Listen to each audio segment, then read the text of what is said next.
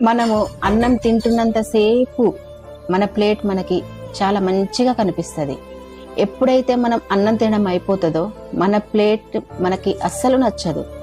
ఏ మనుషులకైతే మనము అవసరానికి పనికి వస్తున్నామో అప్పుడు మనతో రిలేషన్ కానీ వాళ్ళు మనతో మాట్లాడే విధానం కానీ చాలా బాగా అనిపిస్తుంది. ఎప్పుడైతే మనతో అవసరం తీరిపోయిందో మనల్ని చూడగానే వాళ్ళు అసహించుకుంటారు. కానీ వాళ్ళకు అర్థం కాని విషయం ఏంటంటే మనిషికి ఎప్పుడైనా ఆకలి వేస్తుంది, మళ్ళీ మళ్ళీ అదే ప్లేట్లో తినాల్సి వస్తుంది.